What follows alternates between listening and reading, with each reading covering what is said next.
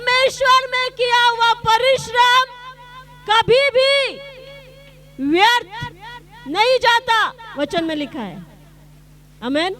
तो ये प्रभु में किया हुआ परिश्रम, इसका प्रतिफल आपके लिए 100% है, और जितना आपने सोचा उससे ज्यादा है। आमीन। क्योंकि हम जब सोचते हैं, हम जमीन की, पृथ्वी की बातें सोचते हैं, लेकिन प्रभु जब हमारे लिए सोचता है वो स्वर्ग की बातें सोचता है। आमीन। आमीन।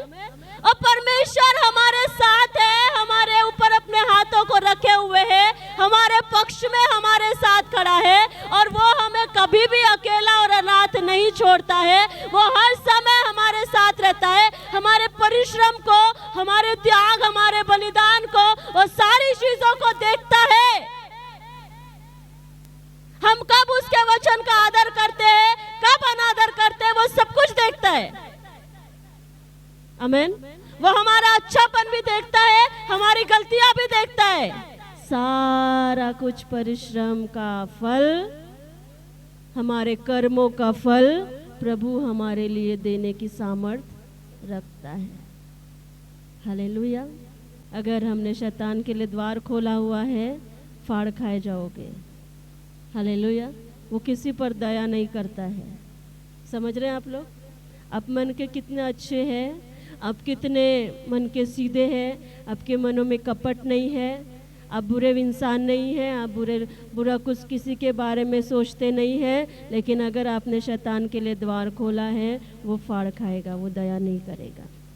लेकिन अगर आप इधर परमेश्वर में आप आ गए हैं, आपने चाहे जितने गुनाह, गलतियां, पाप, जितना कुछ गलत किया, वो कहता है मैं तुझे अपने लहू से धोऊंगा और तुझे शुद्ध, मैं तुझे माफ करूंगा। हालेलुया। इसलिए तुम क्या करो, जीवन को चुनो, मसीह के लिए अपने द्वारों को खोलो जो जीवन को पहुंचाता है। हालेलुया। हालेलुया। कुछ द्वार बंद करने जरूरी है आपके लाइफ में, आपकी सोचों में, आपके विचारों में, आपके बातचीत में, आपके सुनने में, आपके देखने में कुछ द्वार बंद किए जाने जरूरी है। इन आंखों के द्वारा होने वाले वो पाप, उन द्वारों को बंद करो। इस जुबान के द्वारा होने वाले वो पाप, उन द्वारों को क्या करो, बंद करो। हालेलुया। आमीन। जो सुनना है वही, सुनाई तो सारी चीजें आएगी, बुरी भी और अच्छी भी, लेकिन जाने कौन सी अंदर देनी है, इसको चुनो। आमीन। आमीन। फाड़ खाने वाला शैतान द्वार ही पर खड़ा है, वो ताक में है। एक एक व्यक्ति को पता है, ऐसे ताकते रहता है, वो नजर गड़ा के बैठा हुआ है। किस पर? प्रभु के लोगों पर। कहता है किसको फाड़ खाऊं, इस ताक में ही वो रहता है। और हर बार हम क्या हो जाते हैं, फंस जाते हैं।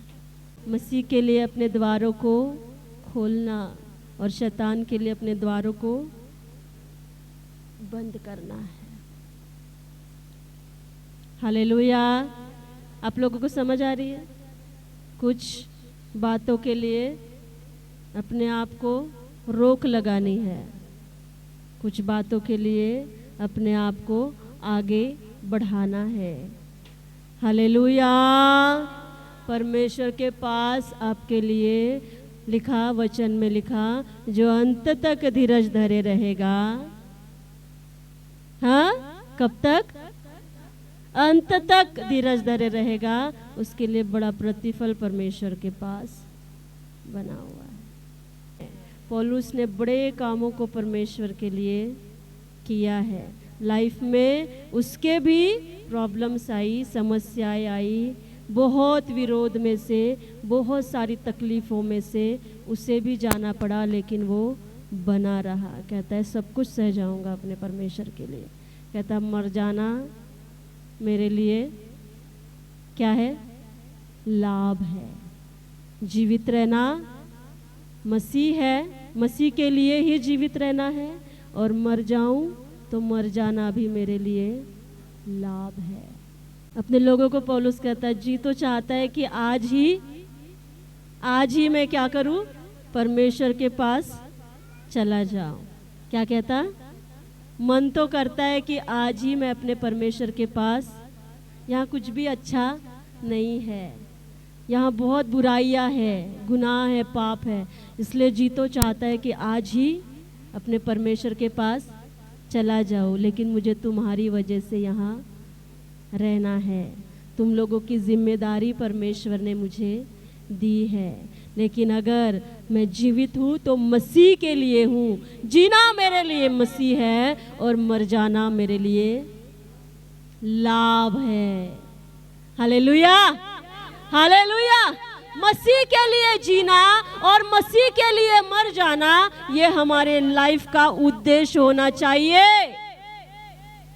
मैं जहां भी रहूं परमेश्वर के नाम को ऊंचा करूं।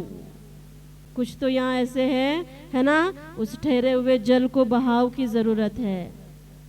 उसको आजू बाजू से क्या करो, उन सारे रुकावटों को हटाओ। नदी का जल है और कुछ रुकावटें में कुछ थोड़ा पानी अड़क गया है, रुका हुआ है, उसके सारे रुकावटों को क्या करना है, खोल दो। नदी का जल अपने आप बहकर आएगा। हालेलुया। वो जीवन का सोता जो खुद मसीह यीशु है, खुद उस जीवन रूपी जल को उस जल को आपके लाइफ में इस तरह से उंडेलेगा, वो सारा गंदापन, वो सारा रुका हुआपन परमेश्वर कहता है मैं दूर करूंगा। हालेलुया। हमें ज़रूरत है कि हम उस बहते जल के सोते के समान बने। ये झगड़े, ये क्लेश, ये विरोध, ये अपशब्द, सारा कुछ बुराइयां, ये उस रुकावटें हैं। हाँ, ये शैतान ने नहीं बांधी हमारे चारों ओर। किसने बांधी है? किसने बांधी है? हमने खुद बांधी हुई है। हालेलुया। किसने बांधी है?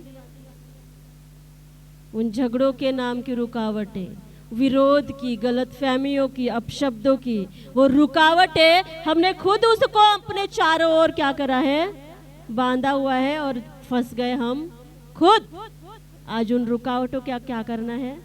फावड़ा बगितले, फावड़ा है ना, क्या करते? मिट्टी को हटाते, है ना, है ना, सारा कुछ उसमें से हटाओ, हटाओ। उन क्लेशों को, उन अपशब्दों को क्या करो, हटाओ। उन विरोध को, उन झगड़ों को क्या करो, हटाते चले जाओ। जीवन का जल तो बहता ही है हमेशा। यीशु रूपी जो शांति का जो राजकुमार है, वो शांति रूपी जल हर समय वो बहता ही रहता है। वो आपकी बुराइयों को भी बहाकर लेकर जाएगा, साफ करेगा। मैं लोगों के लिए आशीष का कारण बनूं, ना कि बीमारी और श्रापों का। हाँ, हमें चाहिए कि हम इन बातों में आज समर्पण करें। हालेलुया।